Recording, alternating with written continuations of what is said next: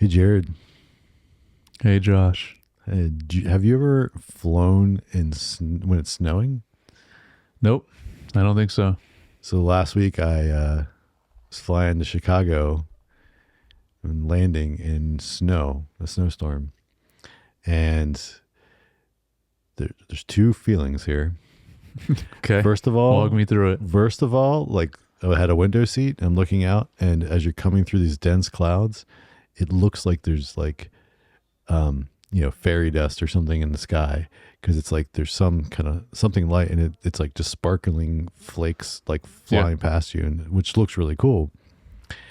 But then as you're descending, and it's like you're in the snowstorm, and you're coming towards a runway that's covered in snow, it becomes suddenly like not so cool. No, that seems a little scary. And the plane is like just wobbling back and forth the whole time, and you keep thinking, oh, maybe it'll calm down as we get closer, and then you're like, no, it's not. And then it hits the runway, and it's still like kind of like, and it kind of lands, and then they slam on the brakes, and I feel like they definitely use the engine braking even more than normal. Yeah. Because they didn't want to brake with the wheels, I guess, because they probably would start sliding. Yeah. So could you even see the runway with all the snow? Like, could you see it at all? See it a little bit, but okay. And then, but then, like, as soon as we come to a complete stop, the stewardess gets on the phone and is like, "Well, the brakes work." Says over the. Good. Thanks, stewardess. Thanks. Kind of an important thing to that needs to be working.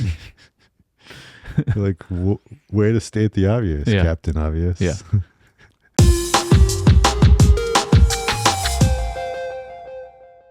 Hey, welcome back to Screen Time TV, a podcast where we break down a recent TV show, streaming show.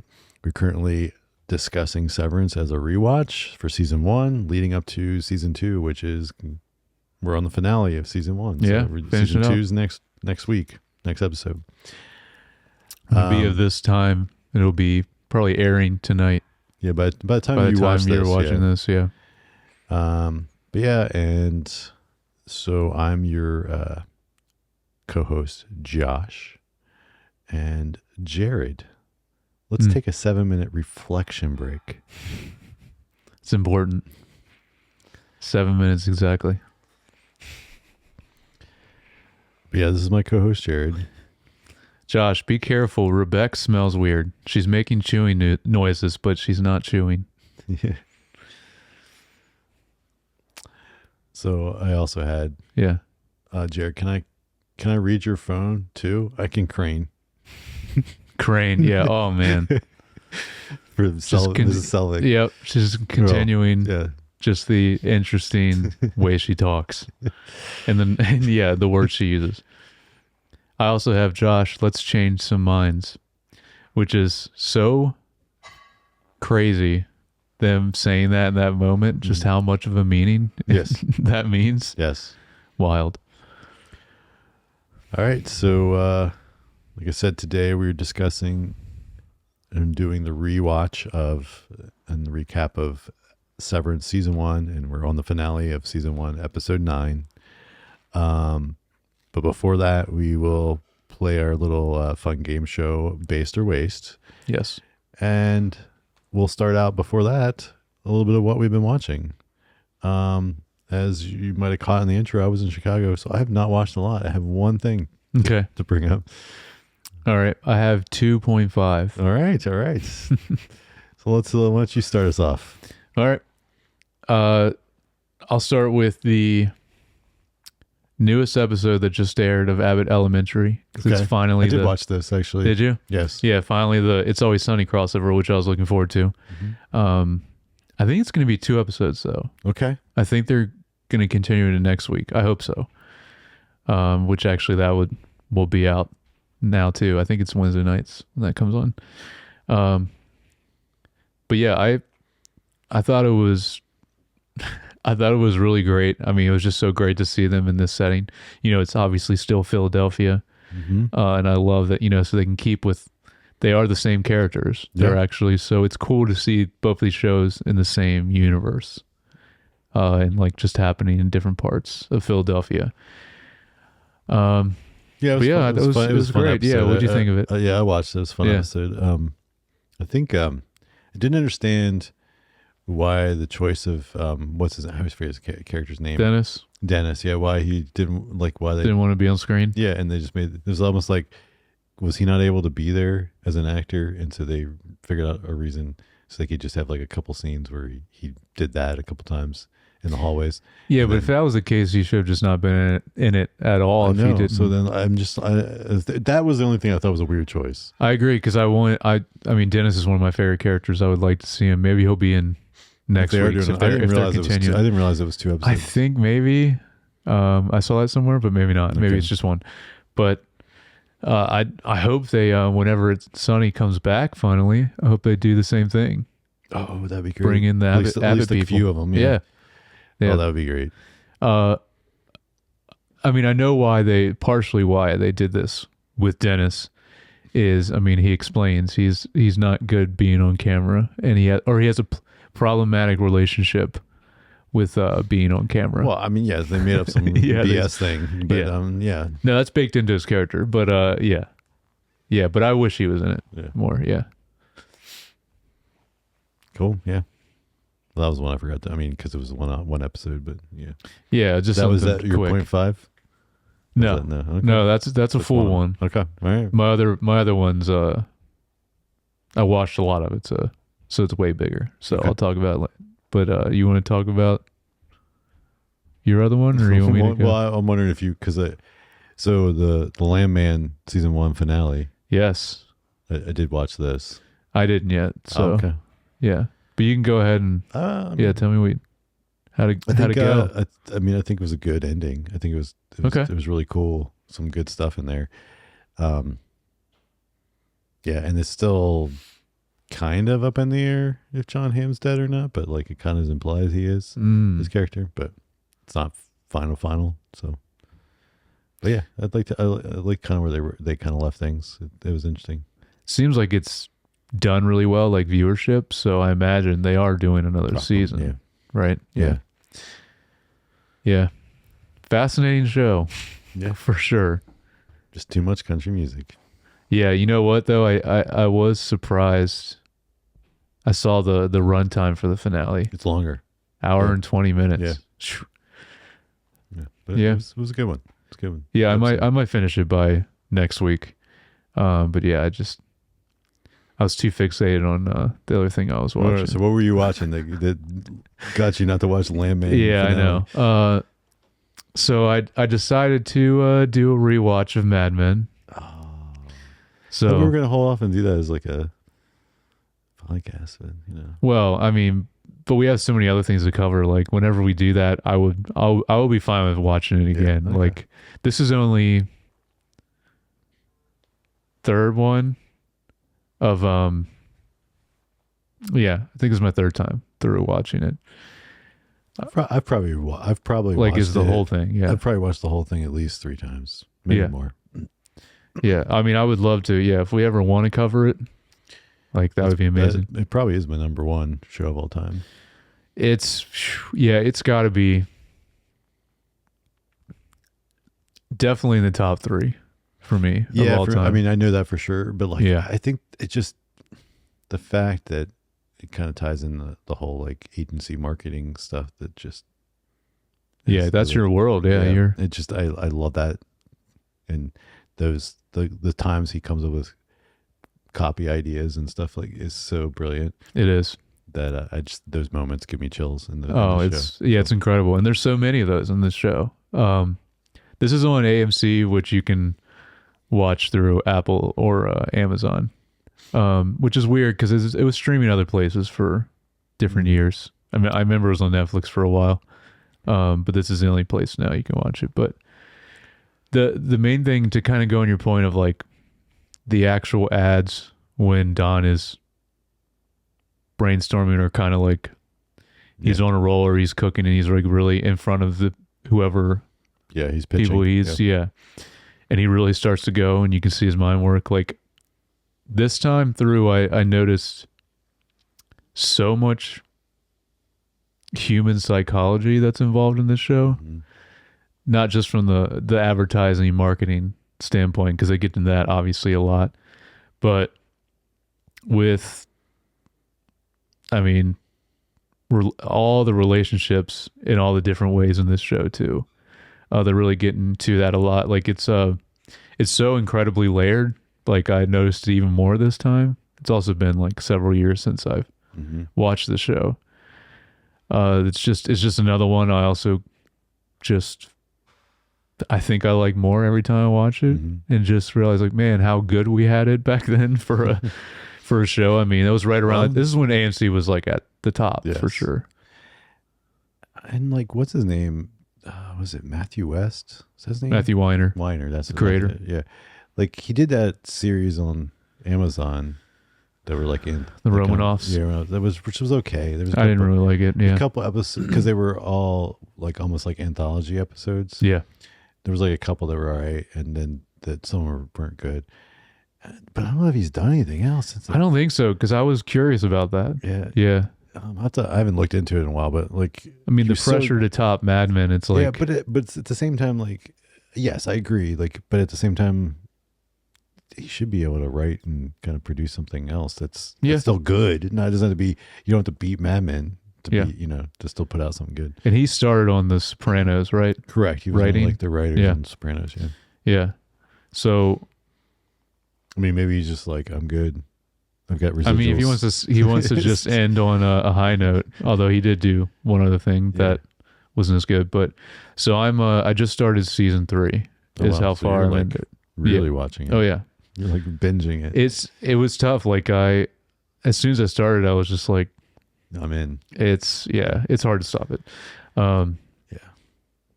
So also just the other really present thing I noticed this time is how much the show is about identity in general, especially with our main character, Don Draper. But a lot of the other, he's almost like made up his identity. Yeah. And they get into that a lot, which I appreciate, but with the other characters too. I mean, there's a lot of like, who am I, or who do I want to be, or who I was before. A lot of the characters wrestle with that. Even like early on, like I said, I'm only in beginning of season 3. So, and then the only other thing I wanted to mention is, I mean, this show, like we said, definitely in our top 3 of all time, but bless you. I was waiting because I could see it coming. You're random. Like, just all of a sudden. The only thing I wanted to just say is just there's not been any other show that's depicted the 1960s so well and so accurately. Like it's incredible, the detail, which I imagine, I mean, I know this won a lot of awards anyway, but I imagine the costume and set design probably won. For sure. But yeah, also just I mean, the writing, just how layered it is. It's very special because we don't get a lot of shows. Now we're covering Severance, which I also put very high on my list in general of TV shows, but we don't get a lot of shows as special as Mad Men anymore.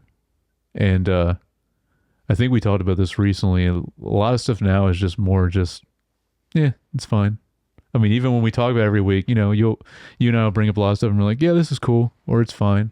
Yeah. Well, like we talked when we recapped our top 10 list and things from last year. And like we kind of said, like the only thing that was even like high quality was the Shogun. Everything else was like just fine. Yeah. I mean, there's some good stuff, but nothing like Shogun. And there's been previous years where you have like 3 or 4 shows that are up there in the year, and but it's also which sucks, but I mean, I know how it is because there's so many streaming services. It's a lot more about quantity now than quality, and that's why we get a lot of stuff that's just mediocre. There's still great stuff, like you just mentioned, Shogun, and we're just about to get into a new season of Severance finally, which I'm very confident. We're in a new year, though. This is 2025, and 2025, which maybe next week we'll do a little like stuff we're excited for. Sure. in 2025. This year seems more promising. Some really promising, strong stuff that could end up being a really strong year for TV shows. Yeah, we mentioned during our top 10 episode, kind of a weaker year overall for TV, not quite as strong.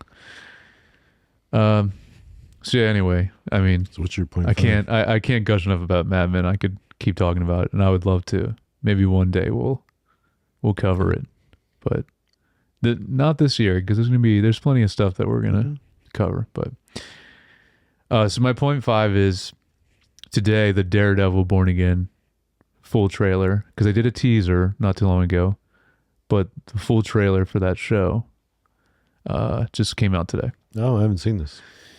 And I just wanted to mention, because I was worried about it, just because the direction Disney has been in general, but I was very happy with this trailer, and it feels very in keeping with the tone of Netflix Daredevil and Netflix Punisher, which I was very happy about.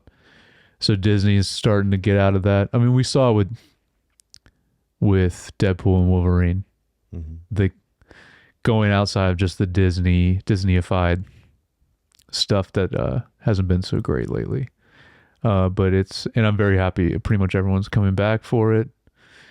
So this gave me more hope in it, and I'm very, very much looking forward to it. It's coming out beginning of March, which, speaking of, that's definitely one we're very much looking forward to. It's coming up soon. But really, really great trailer. So yeah, you should check it out. But I wanted to mention it. Yeah. Well, the other thing is, it really felt like because I thought it was a from the title, Born Again, but it's keeping the continuity. So it's technically Daredevil season 4. Okay. Which I think is interesting, which I'm glad that they're keeping those previous things in the canon. So, yeah. Anyway, they did very well with the action and actually making it violent, like how Daredevil was. So they're keeping that.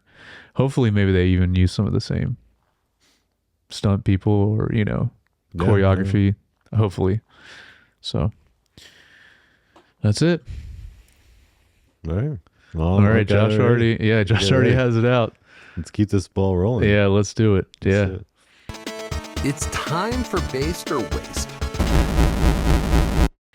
All right.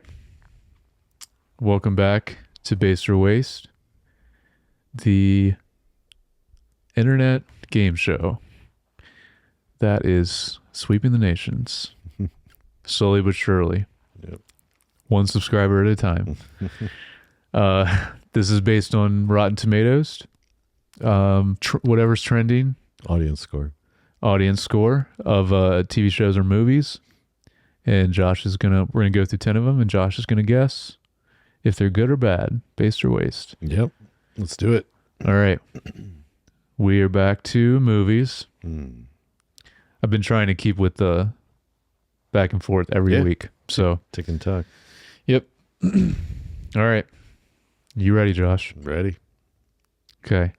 You were last week I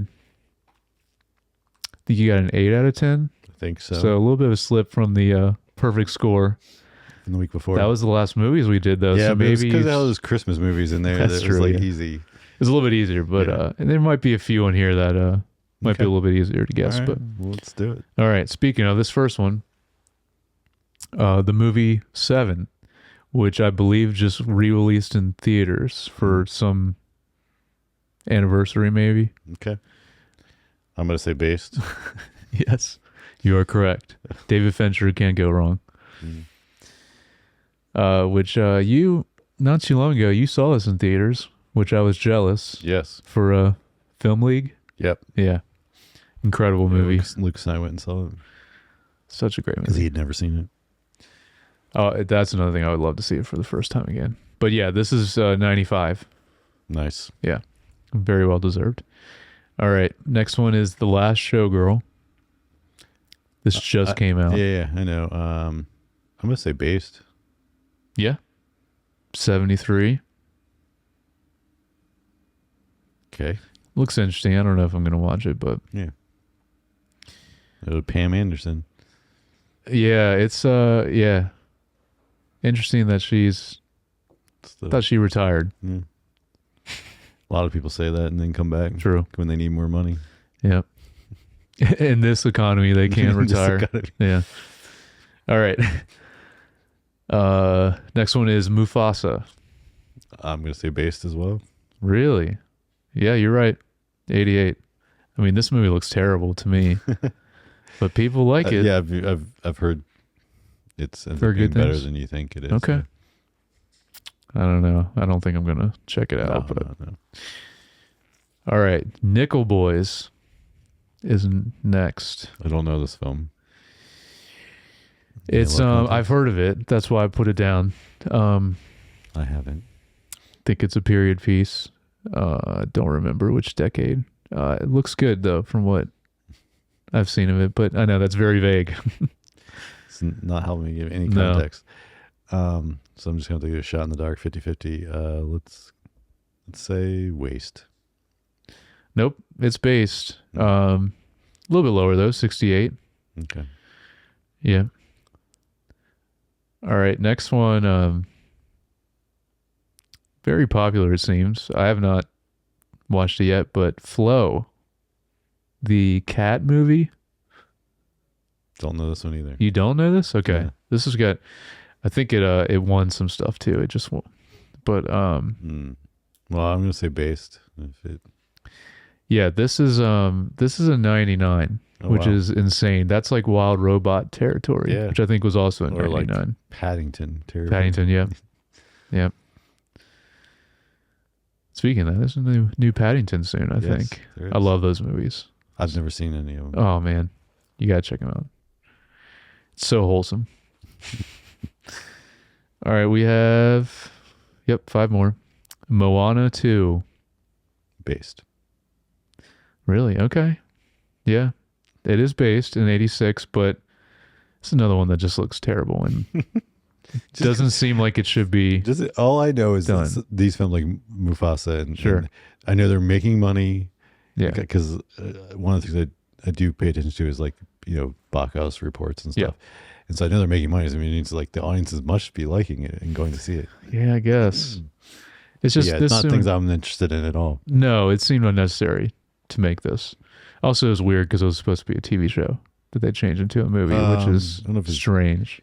Oh, that's right. Yeah, the Moana 2 is supposed to be because I think Mufasa was even supposed to be. Was that also supposed to be like a Disney streaming thing? And then they just maybe in theaters. I don't know. Yeah. Okay. Conclave. We might have done this one. I don't remember if we have or not, but this got some buzz based, too. Yeah, based. Yeah. 86. Yep. I do want to check out that one. This next one I want to check out as well. Heretic. I'm gonna say based as well. Yeah. This is the wow, blanking on his name now, but kind of a thriller, maybe slightly horror movie. Yes, base 76. So we got 2 more. 2 more. Yep. So you only got 1 wrong so far. It's pretty good. All right. Next one is The Watchers. This is M. Night Shyamalan's daughter, right? Yes. Directed this. Have not seen it. Yeah. M. Night Shyamalan in general it's tricky. You never know. I'm gonna say waste on this one. Yes. 50. Yeah, this one. Like the whole nepotism. Mm-hmm. Yeah. Doesn't always work out so well. Very strong. As we saw in the Godfather 3. Oh yeah. Yeah. Okay, last one. We might have done this one. We Live in Time. Which I very much want to see this one. This is the Florence Pugh, Andrew Garfield. Based. I'm going to say based. Yeah, 83. Right. All right, nice. 9 out of 10. Still doing well. We'll see. This is the year of Josh. Yeah. 2025. So far, yeah. The year of Josh. The year of so- George. That's right. The year of George. Nice. All right. We'll see if we can keep this going. See if Josh can have a great year on Base for Waste. All right. Well, that has been Base for Waste. Tune in next week. Okay. Play along at home too. Forgot to mention that. Yeah. Let us know. Always play at home. Let us know your score. Write in. Feedback at screentimepod.com. There you go. All right, let's talk Severance Season 1, Episode 9. The finale of Season 1. The We Are. Yeah. Yeah, with Nice the play book on- in the background. Nice play on the you are. Yeah. It's the we are. For the audio listeners, we have the book in the background. Yeah. So another great synopsis here. The team prepares a plan. Mark attends Devin and Rickon's party. Wow. I hope they keep going with this. Just very just playing down every episode. Just very short Right. and not descriptive at all for a synopsis. So the overall thoughts on this final episode? I mean, One of the best finales. yeah, this In the finale is history ridiculous. Cliffhanger ridiculous. Yeah. And then like I think I've mentioned before, but the pacing editing on this is crazy good. Oh yeah. We've mentioned that a couple times where they have a couple sequences where like at the tail end episode they might do something similar to this. Where This is like the whole episode. The whole episode they're like kind of back and forth. Yeah, it's amazing what they did with this episode. And I imagine part of like all the awards they've won for the show, probably some of it has to do with just this episode alone. Yeah, The other thing I want to incredibly edited for sure. have you been listening to the official? Yes, I have. The official podcast. Have you Yep. caught up? Yep. So I guess it was for episode 7, maybe? Defiant Jazz. Is that the one That's that's 7. Dax Shepard and Kristen Bell are on? I think. Yes, it was. Because then they had John Turturro on for episode 9. I mean, episode 8, and then they haven't done 9 yet because it'll come out tomorrow. Yeah, I'm looking forward to that. Yeah, me too. Yeah, this podcast has been really good if you haven't checked it out yet. Yeah, the official one that they're doing a rewatch. But listen to ours first before you go listen to that. But all I wanted to say was the episode with Dax Shepard and Kristen Bell was hilarious and fantastic, and her doing her impression of Mrs. Selvig and her harmony. It's incredible. Bell is ridiculously good. It is. He even says, he's like, you should just get her to ADR. Yes. And then the voice memos at the end. Oh, man. That they played, because I love that. I guess so. Just a little context. Yes. The Dax Shepard and Kristen Bell are friends with Adam Scott, more Scott, so. who plays Mark in the show, but they didn't really know Ben Stiller No. until being on the podcast, and so there's this weird dynamic where they were sending these very mean but in a funny way, and are very like abrasive and argumentative but in a funny way, voice memos back and forth. Like at the end of every episode, they would like, how send dare him you, something. how dare you. Yeah, so Like and almost all of them was just like Dax saying like F you, but like basically in the most congratulatory way possible. Like the best, that you're a part of something that's good. The best one was when he says, he's like, how dare you? It's like if my wife jumped off the second story window, out of the window, fell out of the window, and I waited a week to tell you if she's okay. Yep. And I love Adam Scott's response where he's like, not only am I in a jacuzzi, but I'm not even close to starting to film the second season. Yeah. It's so good. Yeah. So definitely, if you don't listen to the whole thing, just fast forward to the end of that and listen to their Yeah, it was really good. voice memos. We'll also just love which is funny. We're doing a podcast about another podcast right now, but Yes. I love how they're super fans. Yeah. Yes. It's cool. And I mean, they even hint at it, like they want to be on the show, and Ben Stiller was like, well, you never know. Mm-hmm. Should be cool. Kristen Bell or him show up. Yep. In Severance, that'd be cool. But yeah, very good. They get into a lot of which I love when they get into like how they do specific shots or behind the scenes of just how they do or the decisions they made in certain scenes. Yeah. It's great. Yeah, it's fun to hear. Anyway, didn't want to, but just wanted to shout out that, and it's been good. Yeah. Watch and listen to this podcast, or watch and listen to this podcast, and then go listen to that one. Yeah. So getting into this episode. Yeah, because we have a lot to discuss in this. Well, what I was gonna. So, I think sticking to storylines, and even though like instead of jumping around because they jump around so much, so sticking to each individual. Okay. I have it just in order, like always, like I write them as I watch the episode, but I'll jump around and see. I start grouping them by the because I was like that would be jumping around too much in our discussion. I thought True. So that's why. So, but I did want to say, like, so the cliffhanger from the previous episode was where Dylan finally makes the switch, and then the switch over. So then, Mark, Irving, and Helly are all as their outies, getting ready to be their innies in the outside, but then we don't get to see that. So then that's where we open. Yeah, it's immediately right into. Right. So I think we can start with Irving. Sure. Yeah. I have just an overall. I just want to mention. Yeah. I love the POV shots in this episode because they didn't really do that. They did that at the very beginning of the show with Helly's going through the Severance door and seeing that, which was really cool. But I like how they use that a lot in this episode, and it was always a cool effect. So Irving, you want to start? So with? he wakes up and he's painting, and like you said, and so he kind of realizes that he's painting. I think he's thrown off about like his world. I think it was cool. Yeah, he's right in the middle of it. Yep. Yeah. Of course, he figures out he's got a dog.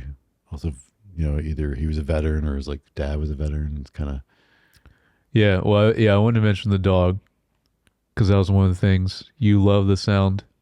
Your Audi loves the sound of radar, which is awesome from way back in like episode 2 or 3. That we get confirmation of that. That's the dog's name. The dog, yep. Which is the sound of radar. Yep. When they say it in the episode, you think it's great. That's a weird thing to like, but then it's, I mean, very small, but just a cool reveal. Yep. Let me see if I can find it because it's somewhere. Yeah, he opens that's kind of the first thing he does. He goes into the closet and opens the chest. Looking around, then he finds and at first he just sees it, but then he realizes there's like more there, and then it's a Navy uniform for sure, and there's a photo of his dad. Yeah, but we don't know. Yeah, was Irving in the Navy or just his dad or yeah, it's not clear. Interesting. I want to jump off that too, though. Like, this is another really cool thing that I've thought about before, but think of the implementations of the severance procedure for in the military or just for treating PTSD. Like, there's a whole lot in there they could get into. Right, for sure. And also, I think we kind of circling back a little bit. I don't know if we talked about, but like the paint and the goo is definitely the goo, obviously, that he was dreaming about. Yeah, we talked about it last week. Yeah, did we talk about? I couldn't remember if we did or not, and just want to make sure we touched on that because I didn't remember that when they first had it coming through. I didn't remember that he was doing the painting because again, only watched it once and been 3 years. Yep, and I didn't remember that specific detail. So, Just wanted to make sure we mentioned that, but that was. I mean, it's pretty much confirmation. I mean, they actually, like, some of the shots from last week's even, like, really linger on the paint and him. Yeah. So like that's definitely seeping through his conscious. But anyway, so then he's got the crate and he gets it open, or like realize there's more below, and he kind of opens up, and under there we find he's been tracking and working on finding all the severed employees. Yeah. Which is crazy. Like, so like, how is he doing this? And that's what we don't like. I don't know. What connection does he have to, and of course we don't know, because we really, other than that short scene of him with the dog and him painting, we haven't spent any other time with him as an outie. No. Right. And then this, where it's the innie, but he's outside. And that's where we get more of this. So like we're seeing this, but it's also from the innie's perspective, where he doesn't understand really what he's seeing. Right. And of course, the only thing he knows is then he finds Bert's name. Yeah. Yeah. And then he's like, oh. And so then he, of course, wants to get in. Of course, you get this little humor of him trying to drive a car, and doesn't really know how to drive a car. Yeah, that's interesting too, is like what part of even like, just driving a vehicle, because he eventually gets used to it, which I guess is like kind of muscle memory kicking in. But like, you just like a little detail that I didn't even think about until like, watching this for the first time when I did, is just like, oh yeah, he wouldn't know how to drive a car, but yeah, you instinctually get that eventually with it, when you're driving, I guess, because it's like that part of you, I guess, is then taking over, even though you don't, or you haven't had experiences technically with driving a car. But yeah, just really cool details like that is just so interesting, like how much they can play with it in the show, but just how much of that, just like I talked about before, about different feelings, like with love, does that transcend it, or does some of that seep through? Even Petey says, Mark, when you go down there, you still feel the pain, then you just don't know what it's from, essentially. So yeah, all those kind of things is really interesting. I hope we get into a lot more of that in season 2. Yeah. Yeah. And then he eventually finds Bert's house. And of course, we see Bert inside, and he's with another man, assumingly his husband, or just someone he lives with. Yeah. And they're like packing. Yeah. And then, so then it builds up to Irving's cliffhanger as he gets up and he basically goes and bangs on the door, knocks on the door. And that's as far as we go in this episode. And that's where it ends for season 1. So we don't know where that's going to go or what happened there. Also, go back to the list that he's like kind of has on all the Lumen employees. That's why I think I asked you last week about, like, it seems like he has some kind of like little, I don't know, operation or something that he's working on besides just gathering these names, or like he's looking into the company more when he has time, because this is why I asked you last week, like, I think he's intentionally like trying to affect his innie with like staying up all night, drinking the coffee, maybe to get him, I don't know, when he starts falling asleep, remember things. I don't know, but it seems like there's some intention to it. Yeah.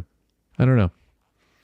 Of course, I like the moment where he's driving and he's in Selvig, like comes flying through.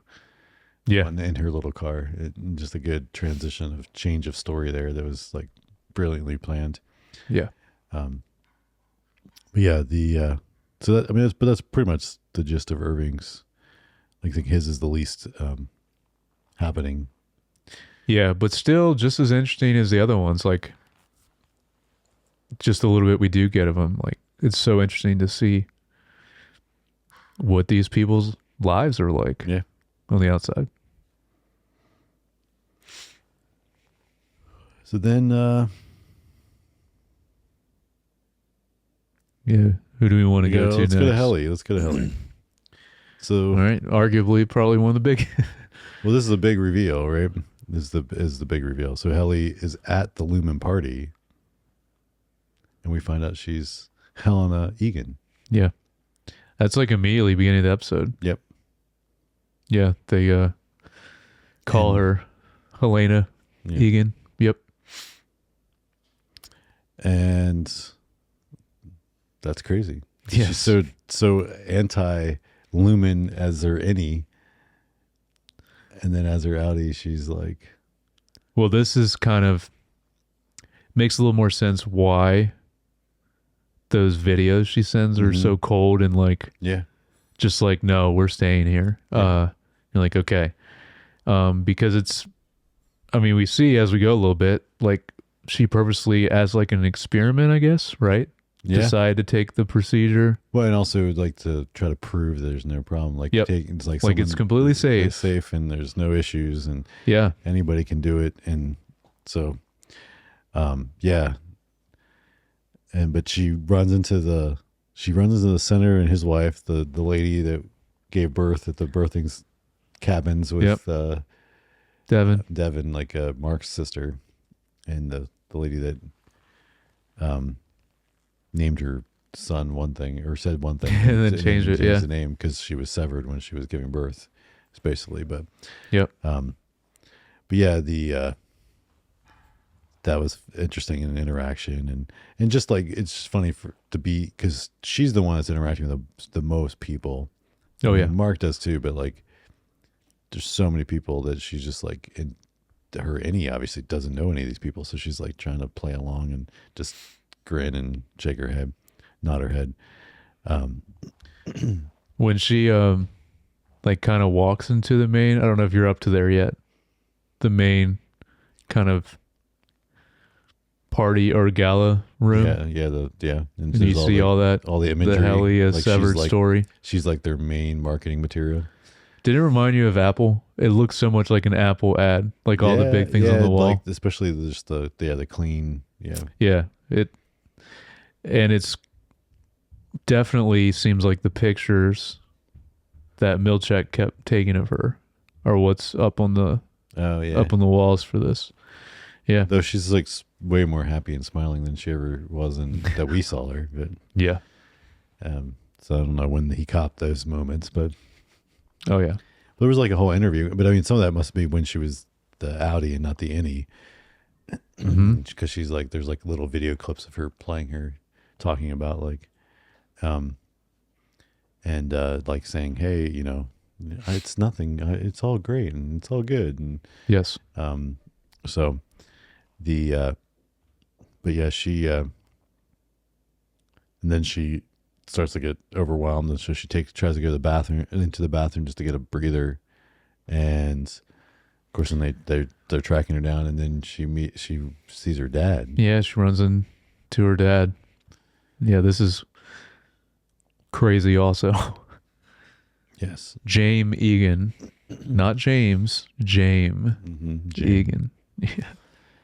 And or not Jamie, James. Not Jamie either, yep.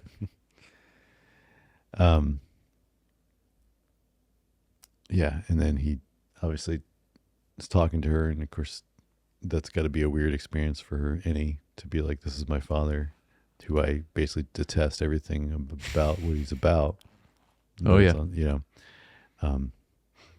So that do you remember what he says? Because there's something very interesting with what he says to her. I didn't write anything down, so yeah, no.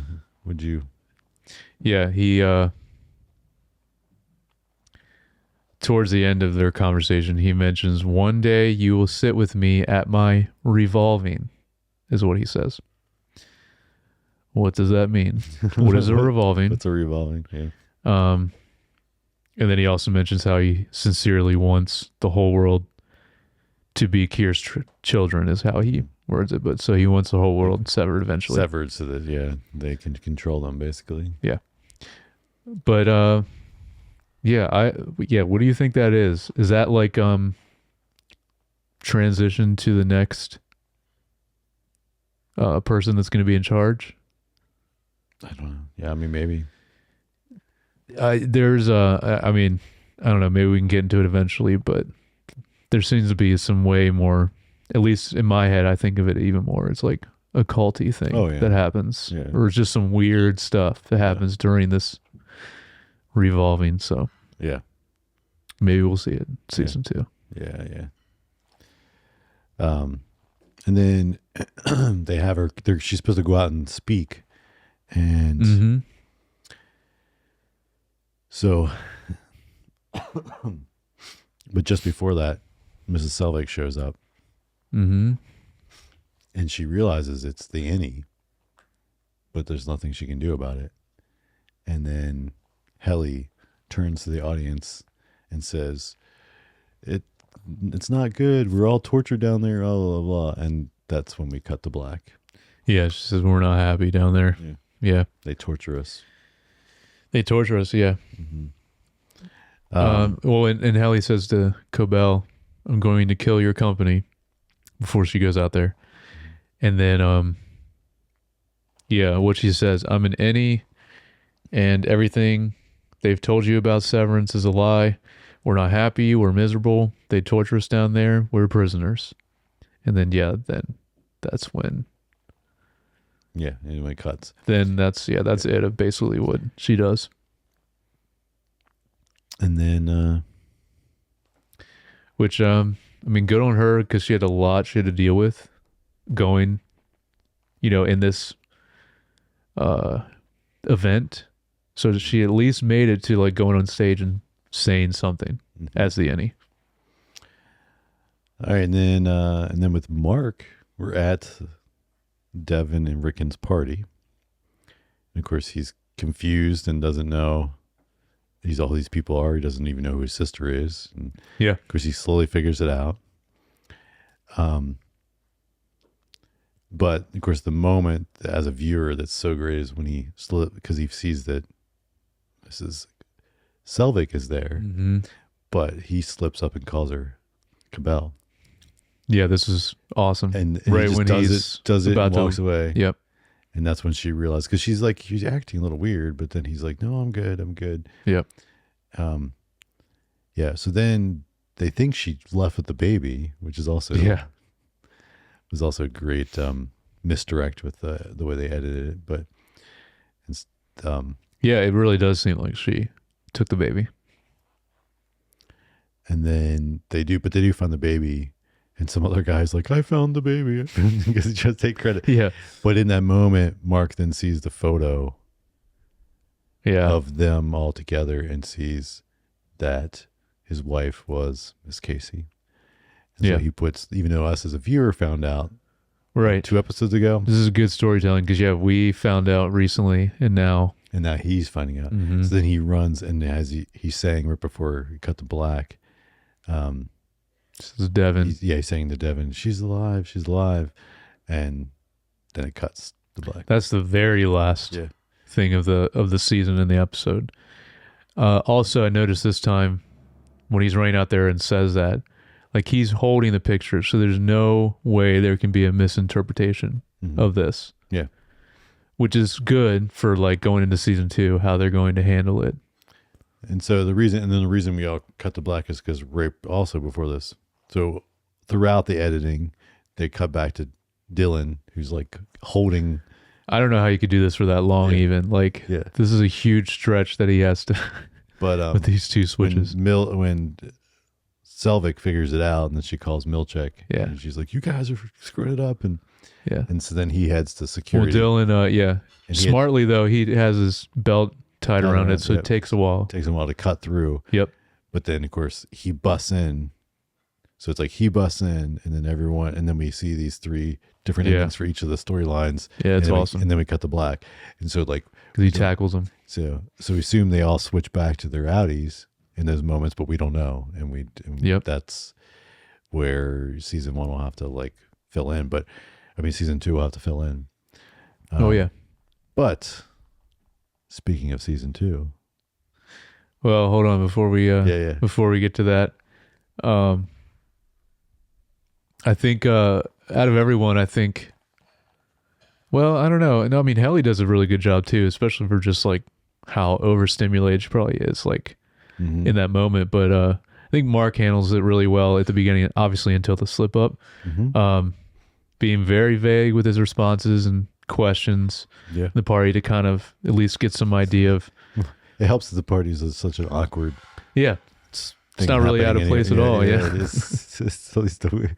Yeah. And then you have the 7-minute reflection in between the I forgot to write down, and it's so funny for him to realize that his brother-in-law is the guy that's inspired him as the Annie. Oh yeah, he's like, it's like a celebrity. So he's almost like he's a fan of him. Yeah. And then he's like, we're friends.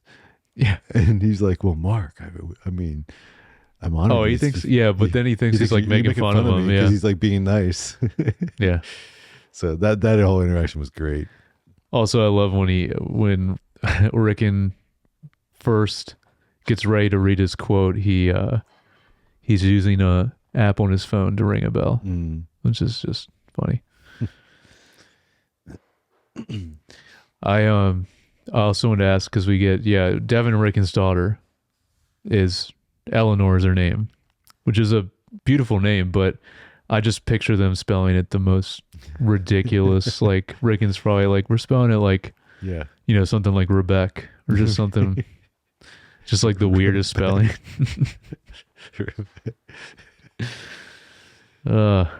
Rebecca. I'm trying to go through all my notes to see what else I have. Anything else? But such a it really is one of the best finales. Like it's executed so well. It is executed well. I mean, best is in like the biggest cliffhanger in the world. But the whole episode, even like I think it's one of the, it's high up there as like just of finales in general for a season. You know, imagine it got canceled. Imagine if it was a Netflix show. Yeah, if it was Netflix, maybe. Because it was pretty. Because it wasn't that big. No, it didn't get that popular till later. Yeah. So I remember because it was early Apple TV when no one had Apple TV. Yeah, and I remember. I mean, you and I watched it immediately. Yep. But like, no one else really. Yeah, it wasn't even marketed. I mean, it's insanely marketed now. But they were in Times Square like today. I saw that. Did you see that? Yeah. You see that they were actually like acting out as their. It's so crazy. They were in like a plexiglass like space, and it was cool. I'm just seeing if I have anything else. Grand Central Station. Grand Central. Yeah. No, I think that's everything. So I just wanted to reiterate though, like I'm glad Mark is holding the picture. Yeah. Of Gemma. Yeah. So when he says she's alive, like, and he gets switched off in that moment. We don't see the change, but people are gonna be like, "What are you talking about?" Like, it's not like he's talking about like the baby that maybe was kidnapped. Mm-hmm. There can be no misinterpretation. No, I mean I think so. It's a good setup. His sister's gonna know. Yeah. Yeah, it's a good setup for that. Yeah. So then, speaking of season 2, the first 8 minutes, was it 8 minutes? I think so. Yeah. So you checked it out? I watched it. Cool. What'd you think? That was good. I mean, it definitely jumps in time, and and then it's like kind of confusing for Mark and us, basically. Well, I said last week the season doesn't start the way I thought it would. So you agree with that? Like it's. I don't. I mean, if I took a second to even think about it, they obviously wouldn't. As a smart writer, you wouldn't pick up right where season 1 ended. You're gonna change it up and leave it to take a little bit of time before you answer those questions. Yeah. That everyone's gonna have from the cliffhanger. So in doing this, where they jump ahead, like 3 months or something, they say he was like out.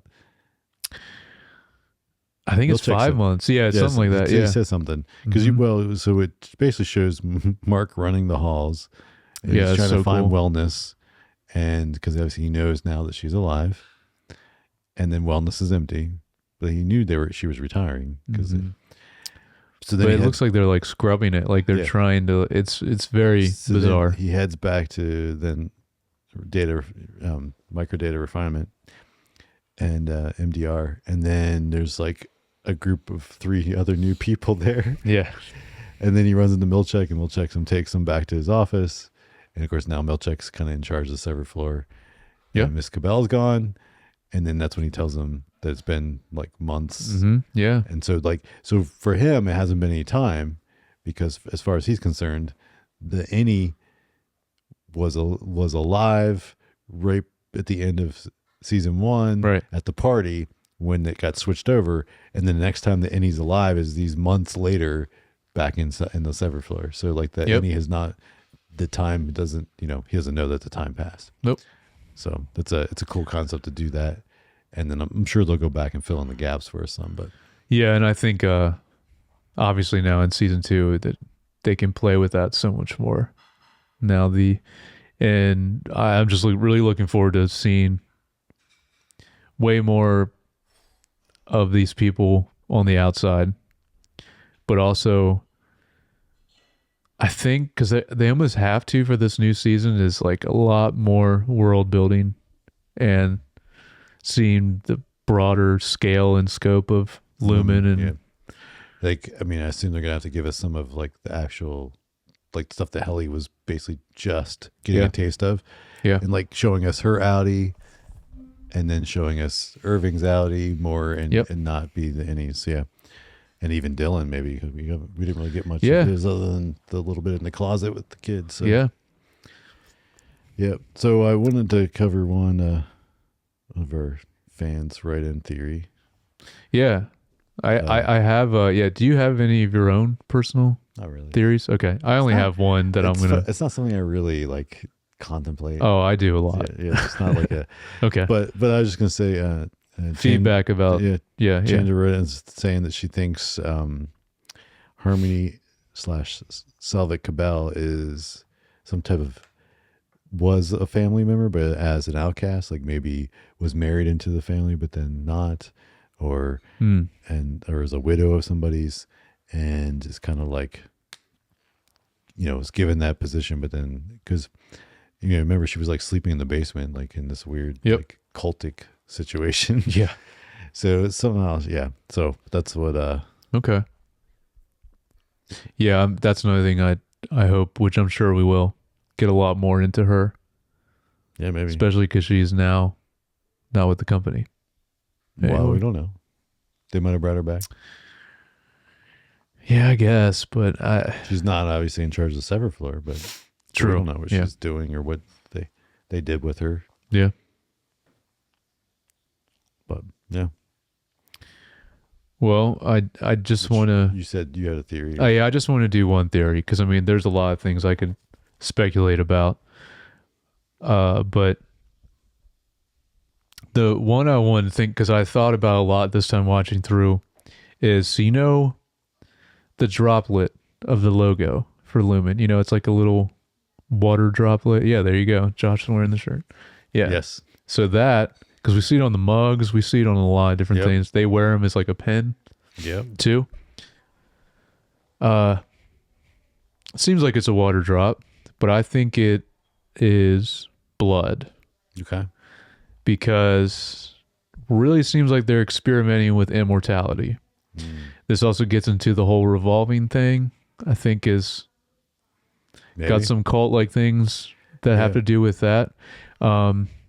Or even maybe they're trying to resurrect Kier in some way, or like I don't know. Yeah, well, I was wondering if there's like, doing some kind of cloning or genetic stuff like that.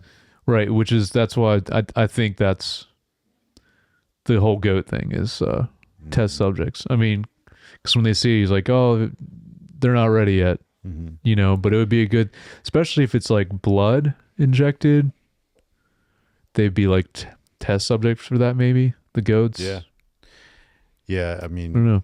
I think that's very possible. Just makes you think of Foundation, another great sci-fi. Oh yeah, where they have like the dynasty of like clones running the empire. Dawn, brother, it's dawn, day, and dusk. Yep.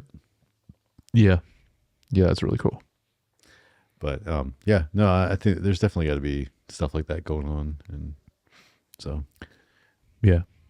And if not completely revealed this season, I'm sure they're planning on doing more than two. This. Yeah, Oh yeah, I think I saw something they already mentioned starting on season 3.